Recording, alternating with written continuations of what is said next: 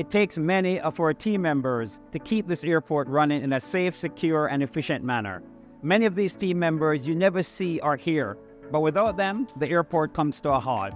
This is their story. This is about the stars behind the badge.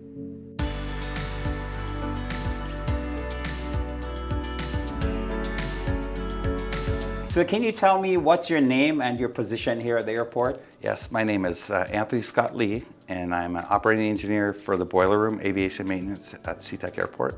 What exactly do you do? So we take care of the HVAC at the airport, all the heating, air conditioning, ventilating from the boilers onto the boxes in the terminals. So all the climate control. We also do the plumbing. So about a quarter of our time, we're probably taking care of plumbing, like in the restrooms and stuff, all that maintenance. And we also take care of the fire suppression system, the mechanical end of it. We have our department. We run the pump house, and we have an operator that stands by and makes sure we supply water to everyone that needs it. Why is this role and why is this function important to the airport?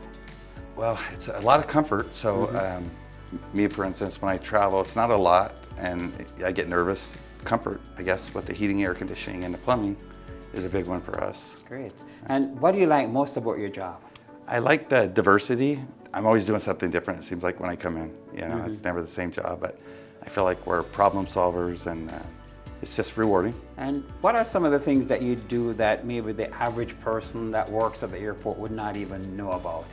Most people don't understand how water comes into the airport. You know, Tell me, how does that work? Yeah, so we have a huge pump system. The water flows in, and then we have to have a water tower. We're in charge of that water tower and keeping the reservoir level correct and feeding off that tower so that we circulate the water. We're always using it, and we're always filling it and then pulling from the bottom.